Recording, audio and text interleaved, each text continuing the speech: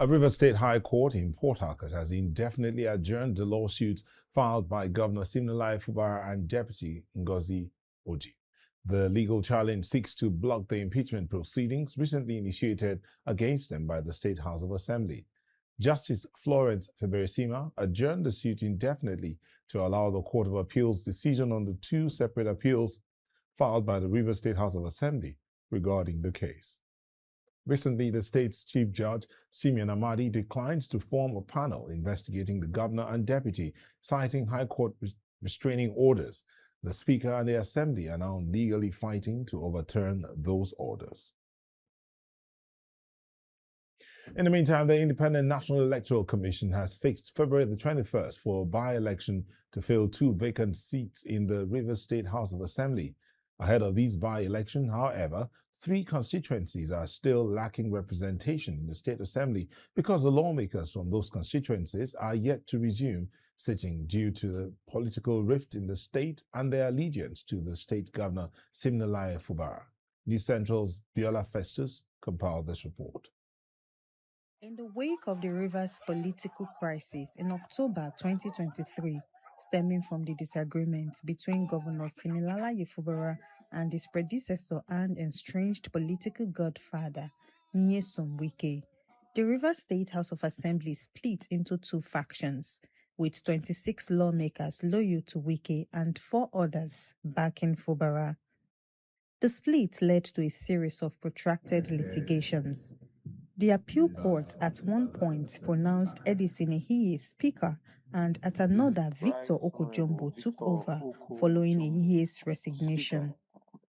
The Supreme Court subsequently upheld Martin Amewule as the legitimate speaker.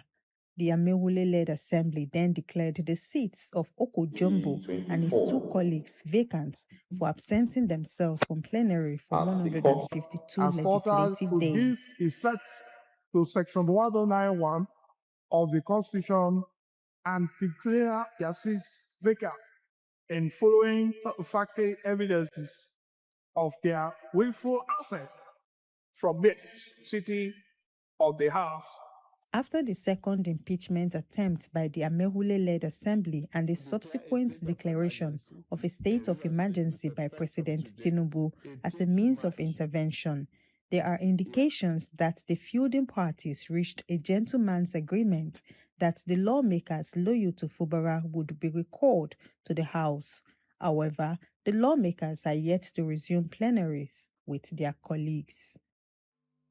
Despite, the governor having considered almost everything that should make him a governor, to the peace process, having given everything from critical positions, appointment and everything, local government, having given all, you see that the assembly still refuse to accept, those members that they, excommunicated, from the assembly when the crisis began. And I believe that it is that refusal that has made it difficult, for the governor, to further, go ahead to be doing things with the assembly. Meanwhile, February 21st has been fixed for a by-election to fill the seats of Kano Constituency 2, whose former occupant passed away in 2023, and the seat of Ahoda East Constituency 2, following the resignation of Edison Ehiye, who was later appointed as Chief of Staff to Governor Fubara. However, the question as to why the other 3 lawmakers loyal to Fubara are yet to resume plenary remains unanswered. The forthcoming election, we are prepared for it. Like I said, we are prepared. We have done all our homework. We are ready to feed our candidates for the election, except the Court of Law says otherwise. That is the only authority that can stop us from contesting that election as People's Democratic Party in Rivers State. October 2023 was the last full sitting attended by all 31 members of Rivers Assembly, while preparations are in full gear to fill in 2 vacant seats acknowledged by INEC. Boni, Ahoda West, and Opobonkoro constituencies remain conspicuously unrepresented in the State Assembly, despite the Supreme Court's ruling directing that all elected lawmakers should go back and resume their legislative responsibilities. In Rivers, for News Central, Biola Festus. I'm now being joined by Dr. Sam Amadi, Executive Director, Abuja School of Social and Political Thought. Dr. Amadi, thank you for joining us. Thank you. Sorry, my light went off. I was just about to ask you, did the grid fail in your neck of the woods? It's back. I'm back. Okay. All right. I'm back. Dr. Amadi, it's River State again. I mean, INEC is about to go ahead to fill 2 vacant seats owing to the resignation of Edison Ahie and the passing away of one former lawmaker. But 3 other lawmakers are yet to resume. What's going on? What do you think is happening? Well, again, I think there's a lot of lack of clarity in the procedure, the timing of all these things. First, when INEC gets a notice, then it triggers a procedure for within a period of time, similar with the Constitution, for a by-election. But what happens oftentimes is that INEC needs to receive from the Speaker of the House the notification of the occurrence of a vacancy that requires a by-election. The timelines end to end, sometimes there's a gap in the Constitution provides for by-election, the law provides for by-election, the Electoral Act provides for by-election. But again, the actions that trigger them require somebody to notify who, and oftentimes that doesn't happen. For example, in the case of the other lawmakers who are sympathizers of Fubara, their legal authorization is the Supreme Court. It's kind of generally saying everybody should be returned to status quo, nullifying whether this the supposed defection of the PDP senators who wicked senators.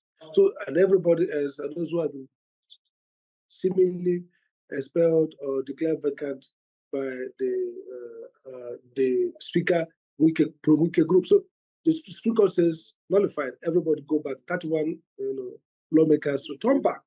But then that decision has to be facilitated under the law. The Speaker has to notify the INEC of vacancy arising from, and if there's no vacancy, recall. So what those other 3 legislators is recall back to their work, not INEC. At this point, INEC has no role to play. Again, this is not peculiar to Nigerian.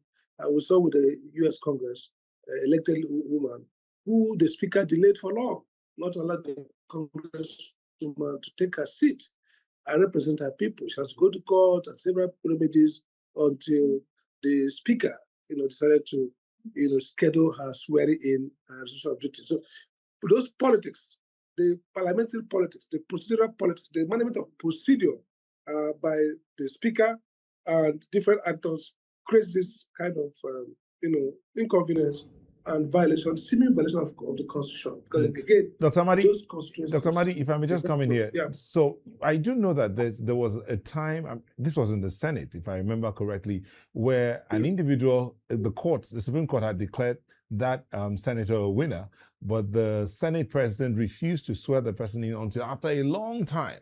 Eventually, that happened. I mean, even Natasha Kpoti also went through the same process as well. But what I'm saying is, in this case in Rivers State, where the State Assembly declared their 3 seats that they've been away from the office for over 150 days, declared their 3 seats vacant.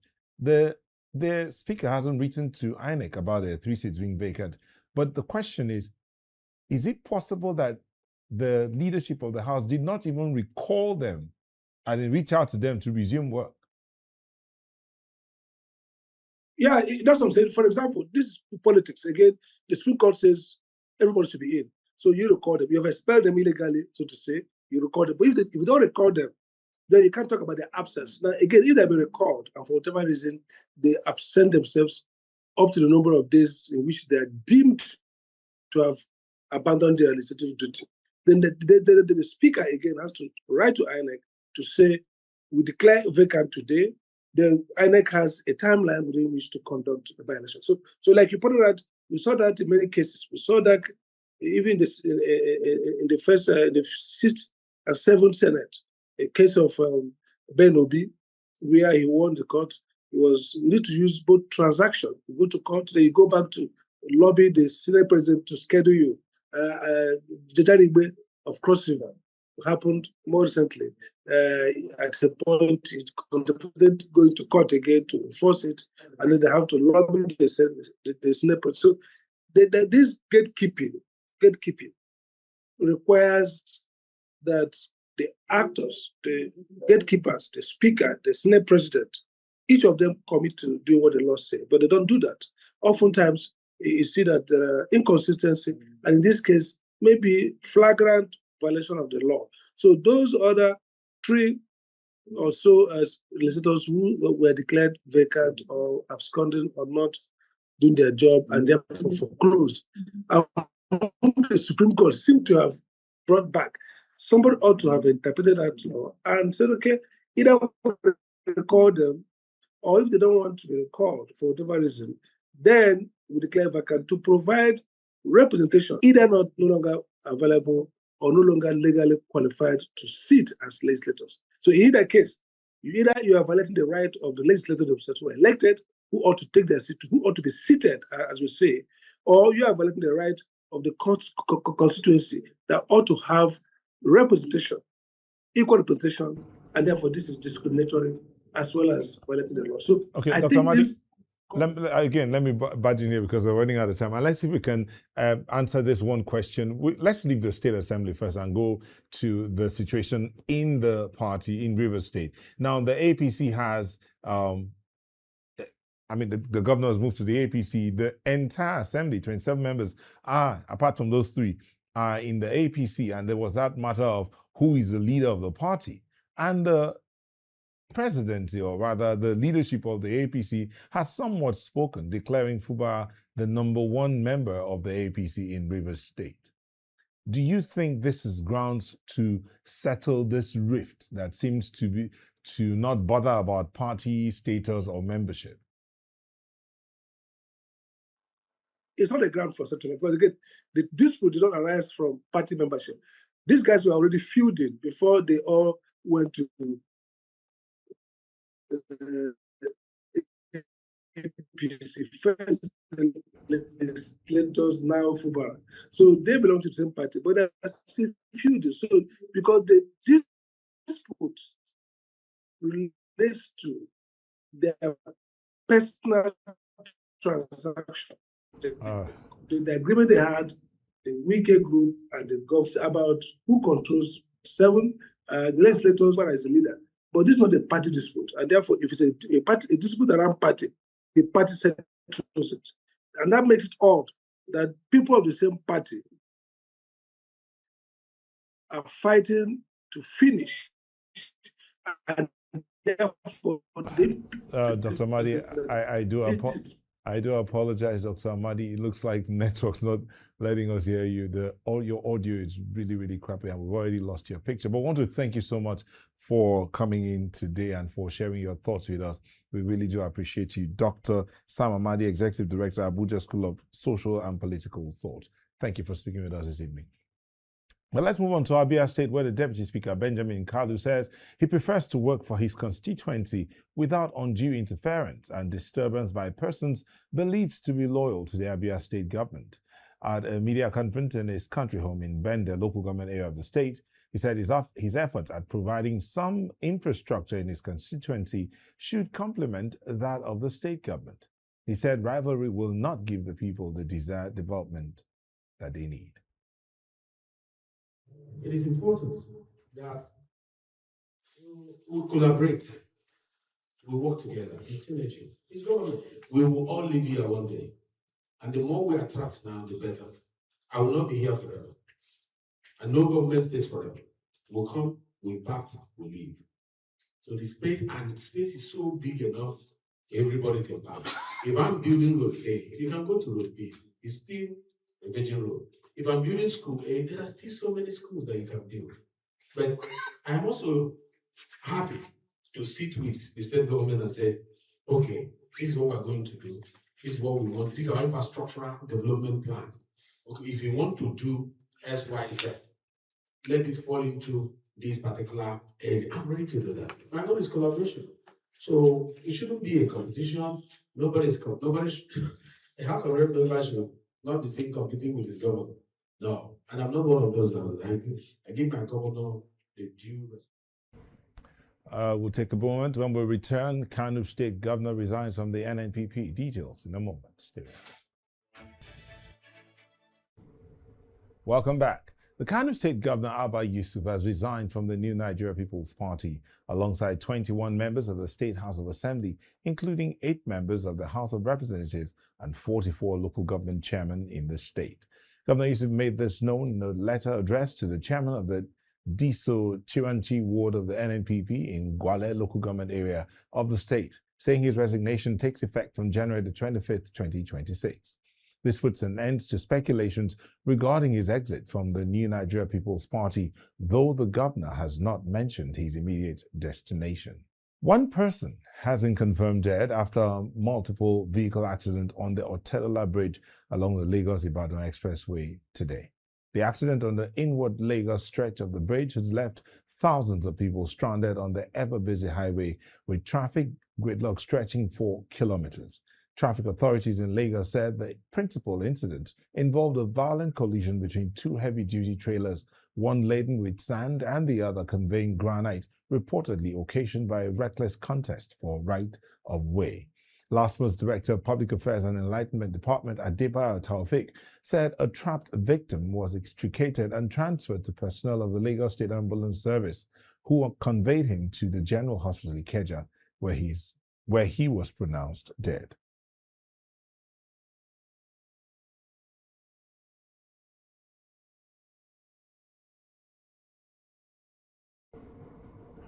Now, the leadership of the Joint Unions Action Committee of the Federal Capital Territory Administration and the Federal Capital Development Agency says the demands that led to the industrial action, which began on Monday, January, remain unresolved. The union insists that their members have fully complied with the strike directive and the action will continue until further notice. They also note that discussions held after the strike commenced have failed to yield any meaningful progress, adding that its grievances have been raised for several months prior to the action. The union has also confirmed its readiness to appear before the National Industrial Court on Monday, January 26, 2026, following reports of a legal action initiated by the Minister of the FCT, Nyesom Wike. Agitating for our rights that have been trampled upon as workers, and the demands have not been met. We talked about our wage award arrears, which has not been paid. We talked about our pension, which has not been remitted to the pension fund administrators. We talked about our National Housing Fund. We talked about elongation of directors. We talked about intimidation of staff, that when somebody goes wrong, instead of them to use the civil service way of punishing or disciplinary action in line with the civil service rule, we didn't really know about it. We just started seeing papers flying everywhere and all, that we've been taken to the court by our minister.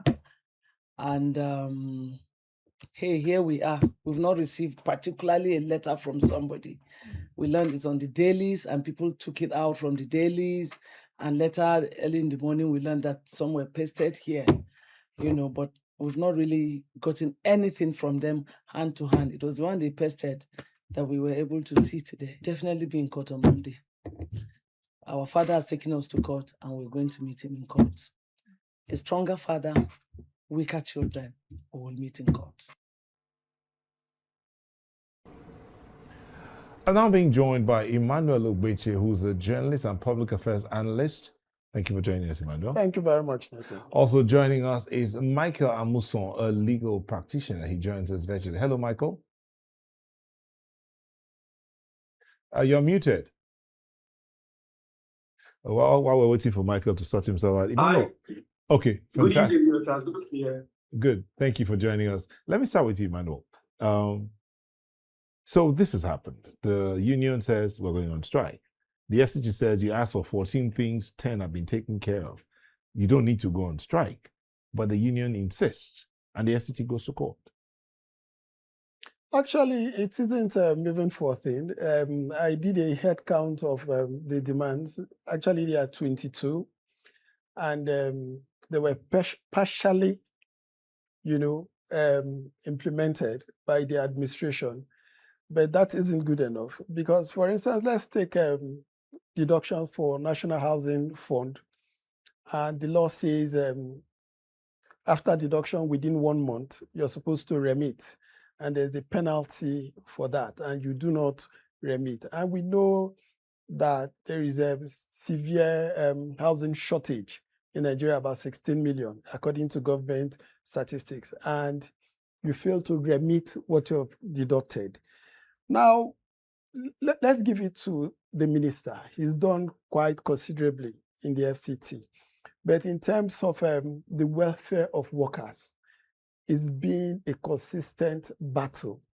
Remember that FCT primary schools were on strike for 3 months. FCT health workers are on strike right now. FCT health workers on strike. That means a full term, pupils in public schools could not go to school. That was lost. As we speak, teachers that were responsible for the marking of mock exams since last year haven't been paid. And mock exams are supposed to start next month.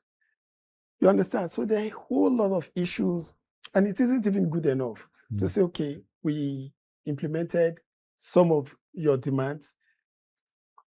Invite them back to the negotiating table. Let's see if we can get Emmanuel to weigh in on the legal side. Emmanuel, the industrial court situation. I mean, we always find the leadership rushing to the industrial court to stop unions from going on strike. But what's the role of the industrial court when it comes to labor issues? Good evening. Thank you very much for having me. Michael is the name. Michael, I think you called me Emmanuel. Yes, I get it. So, like you rightly pointed out, the National Industrial Court has been empowered to take up any particular matter that concerns employment, labor, union, employer-employee relationship. So it's a normal thing if the government or the employee themselves go before the NICN to institute an action or restrain a particularly as it concerns employer-employee relationship. So one of the Constitution already gave that power to the NICN to actually address this particular matter. So it's a normal thing. This particular one too is before the court already. We expect that the court, because I'm very careful not to give any opinion on the outcome of what the court will do. Since before the court, we expect that the court is going to adjudicate on this, okay, and then get back to the public on. I mean, we'll know what the outcome of the matter is. Should the leadership be more like waiting by the roadside, like in hiding, for the unions to complain or go on strike, and then jumping with the industrial court solution, so to speak? Shouldn't there be conversations? I think there's been conversation. From what I don't know, but I mean, ordinarily there should be a conversation. Section 33 of the Act also says that there must be a board of inquiry. The board of inquiry can be set up by the minister so that it can look into the particular matter that is going on. So in this particular case already, I understand that the DSS I think one of the management is already talking to the GJUAC. So I think that's a good, because the law does not also say that a particular set of persons should be nominated or selected as being a member of the board of inquiry. So whichever the person is, so long as they're having a two-way conversation, then we are good to go. Okay. Emmanuel, right now, the union has said, well, let's go and meet our father in court. But you said earlier about workers' welfare having been like a perennial situation, so to speak, in this administration. What do you think is the quickest solution that can? Well, the quickest solution is for the administration, the minister, to diversify his attention, not only in terms of road construction, because basically that is where his strength lies. He must stay focused on the governance of the FCT, administering the FCT.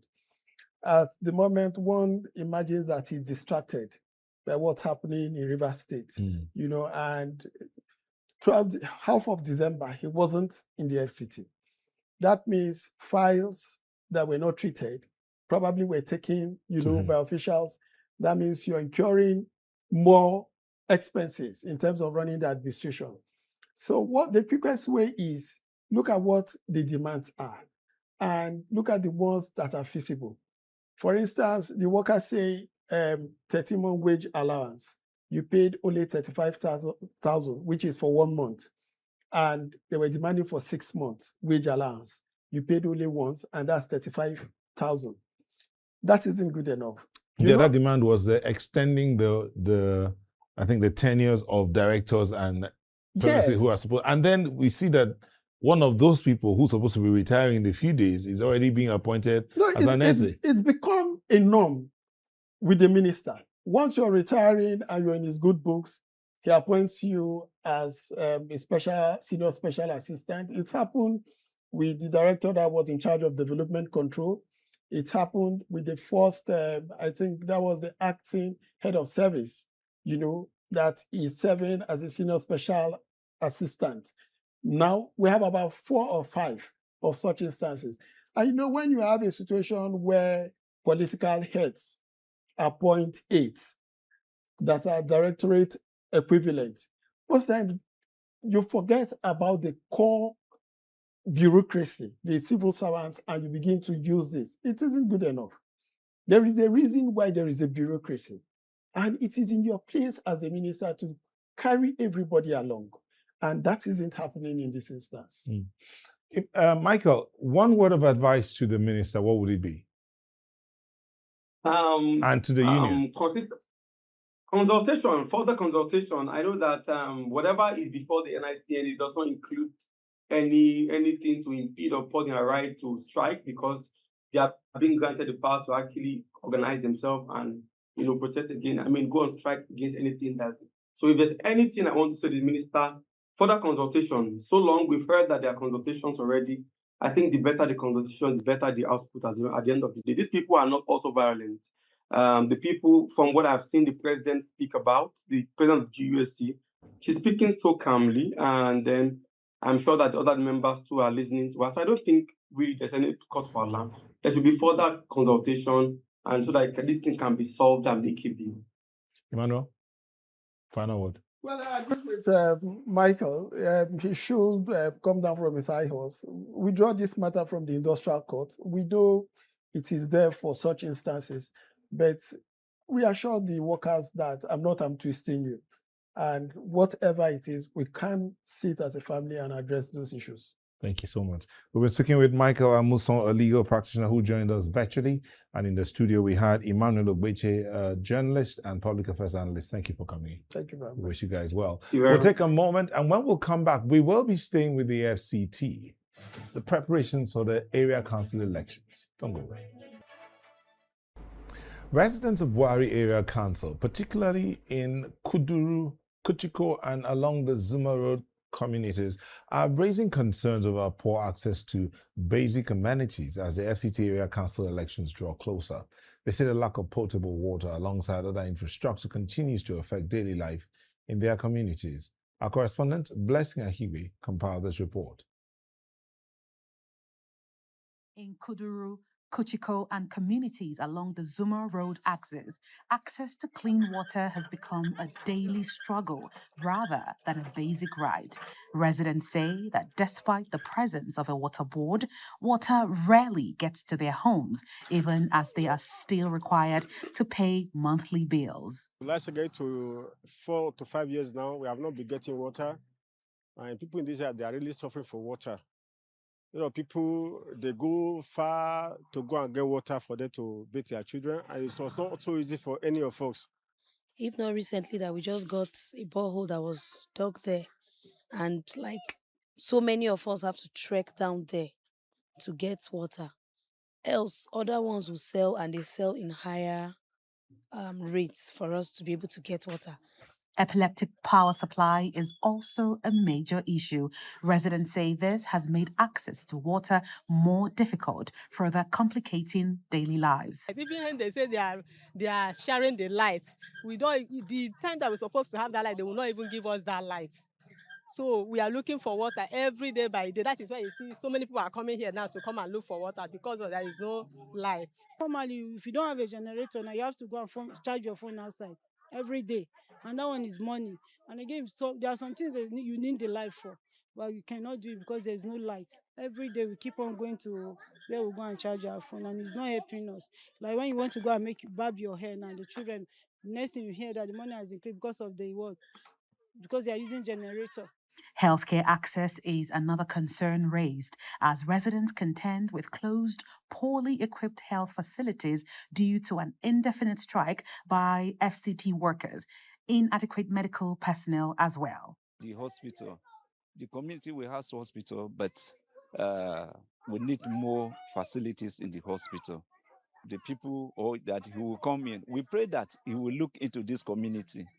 Buhari can be described as a case of mixed blessings, for while the complaints are undeniable in some communities, this area council boasts of some of the finest roads in the FCT.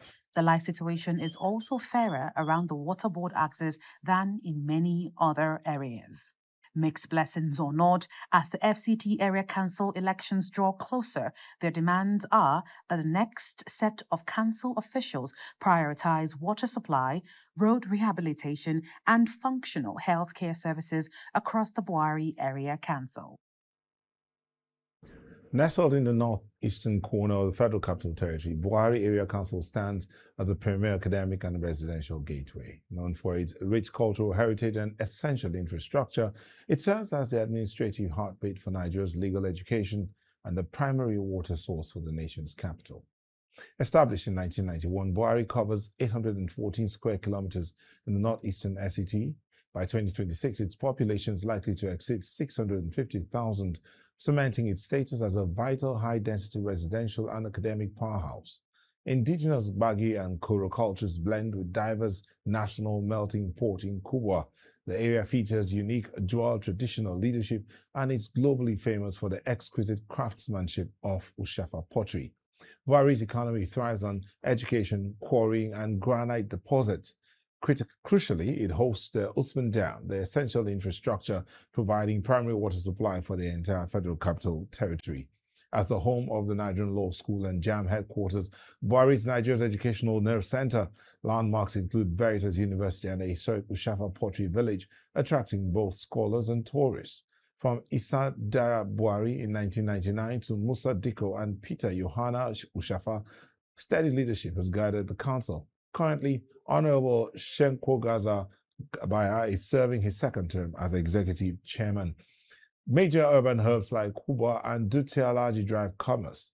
These are supported by ward centers like Ushafa and Shere, alongside rapidly growing residential communities, including Pape, Pambara, and Baizin. Away from Buhari, residents of Lambata community in Gwale Area Council have raised concerns about the unsightly state of the refuse heap at the entrance of the community. They say the refuse, which is gradually taking over the only health clinic, which is now abandoned in the community, has become a major source of worry. Now, Gwale is a unique intersection of ancient tradition and modern innovation within the FCT.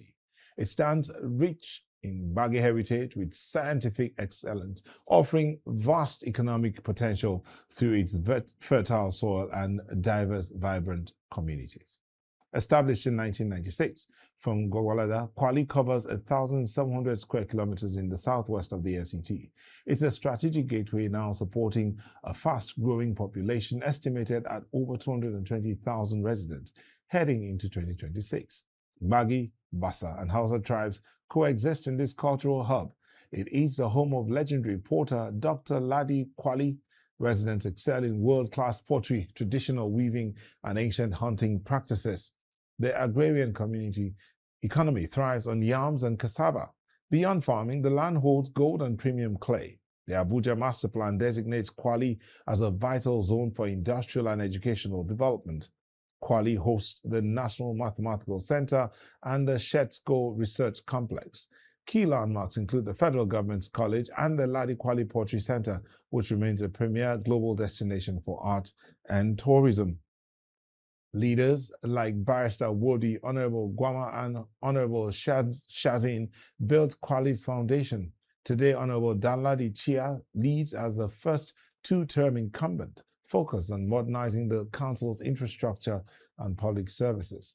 Gwale Central, Yangoji, and Sheda form the urban core, surrounding wards like Pai, Dafa, and Ashara, driving the agricultural sector, while communities like Dangara and Wako preserve the area's natural and traditional heritage. I'm now being joined virtually by Andova Ushaha. He is a public affairs commentator, architect, and development advocate. Thank you for joining us, Andova. Thank you for having me.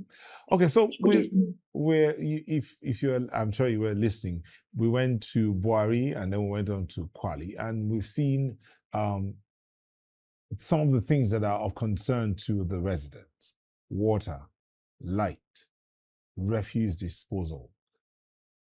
What does that say of the situation there?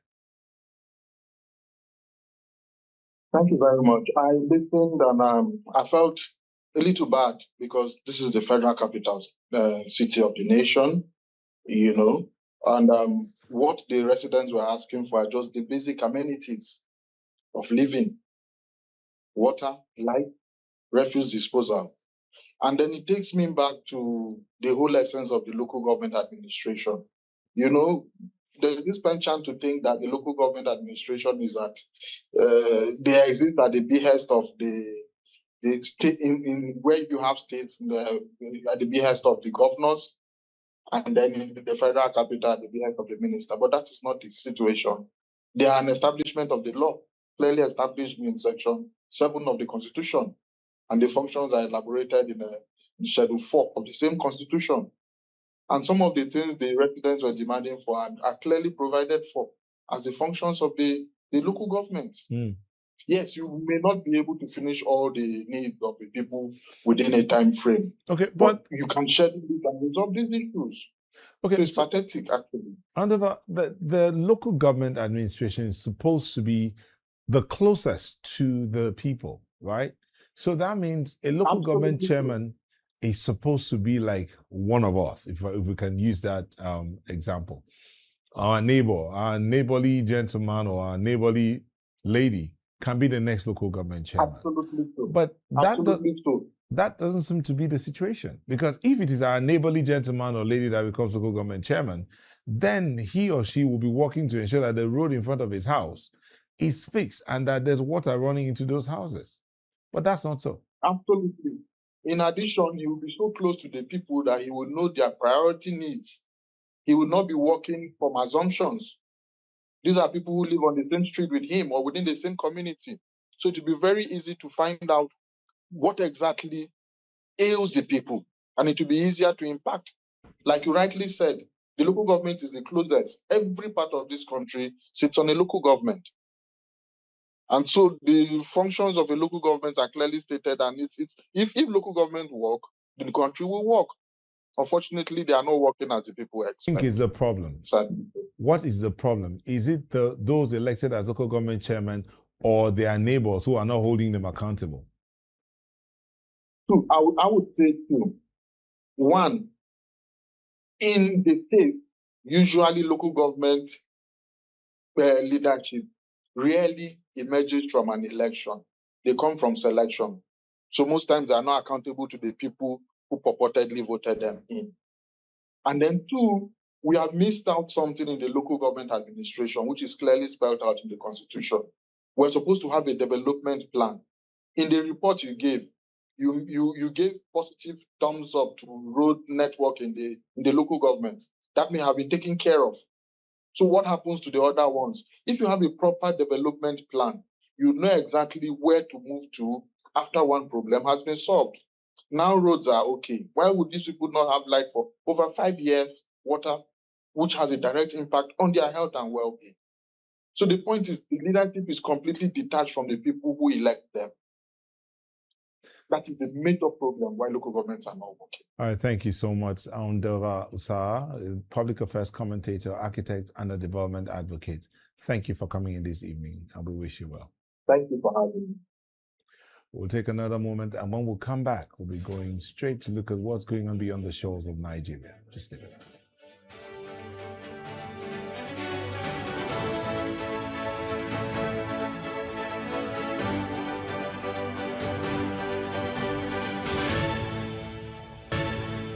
Welcome back. Just before we go beyond the shores of Nigeria, let's step into Lagos, where displaced residents of Makoko community have turned their canoes into living quarters. This follows demolition of their structures by the Lagos state government.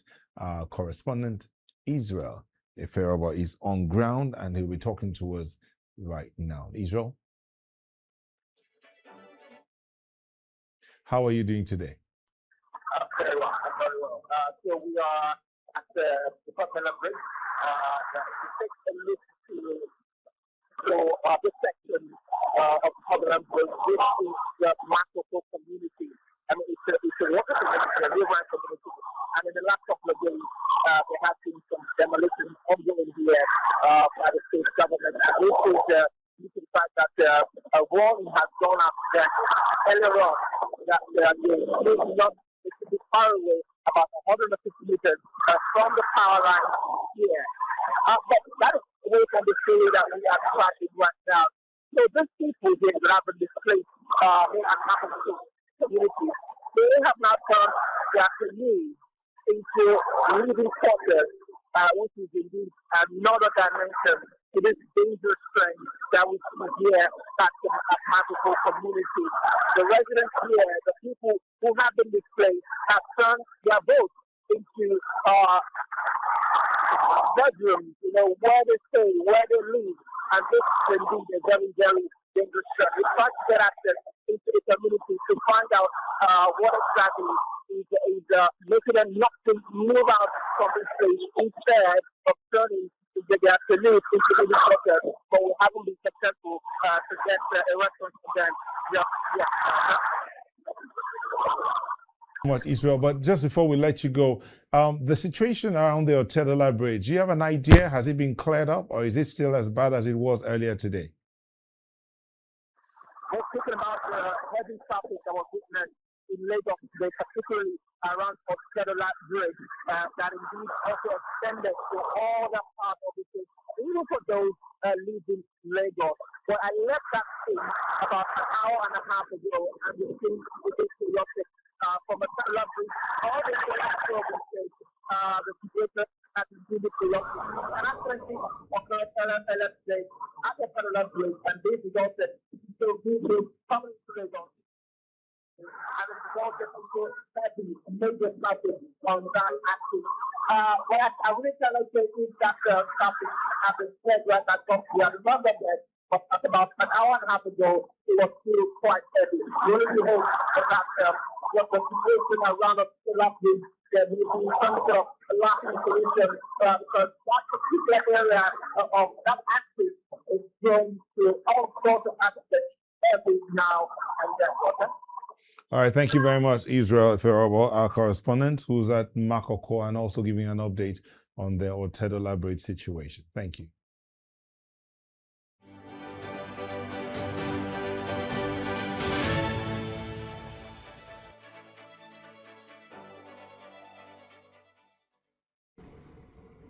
In South Africa, EFF leader Julius Malema returned to the East London Magistrates Court today for sentencing regarding his 2018 firearm charges.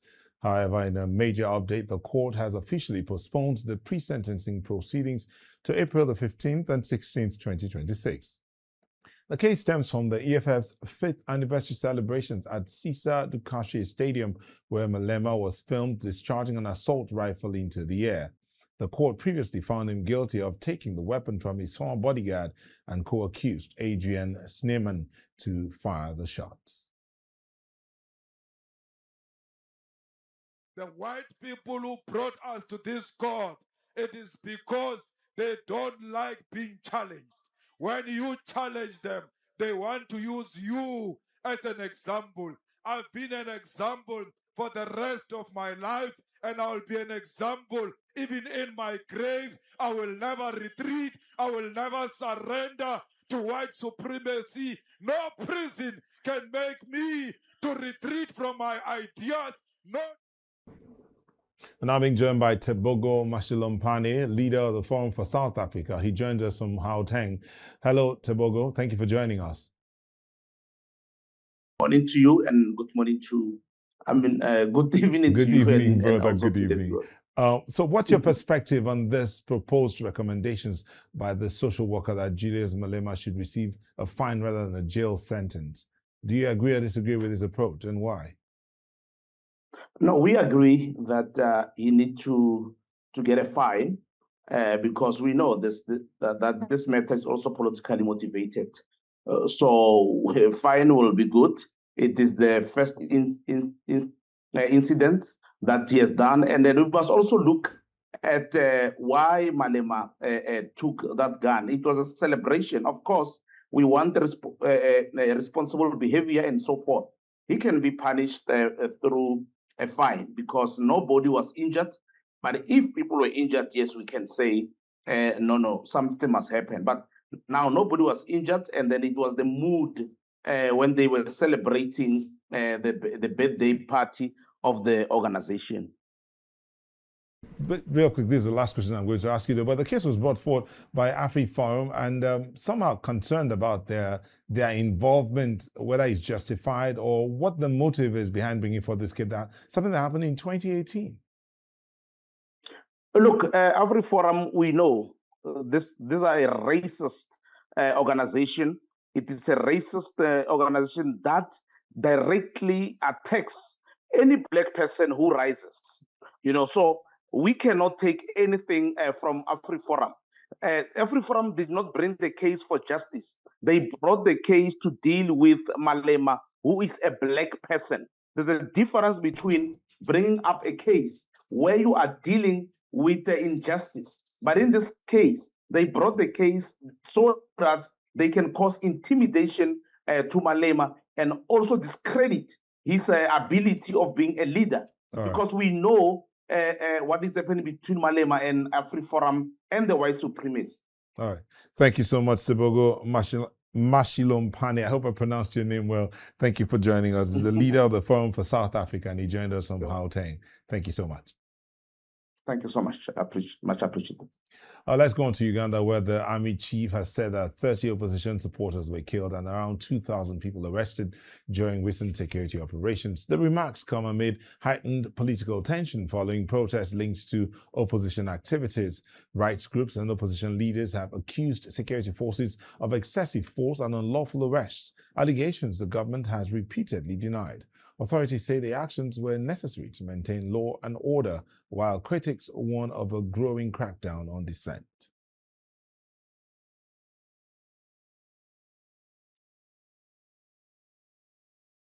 And that's all on the 6th edition for today. I want to thank you for watching, but we would like to hear from you. You can send your messages to the WhatsApp number showing right there on your screen. It's +234 705 500 1212. Do follow us on social media. We are at News Central TV on all social media platforms. You can watch News Central live on DSTV channel 422, GoTV channel 23, Star Times channel 274, Able TV, and YouTube. Many thanks for watching. We'll see you again on Monday. I'm Neota Ibe.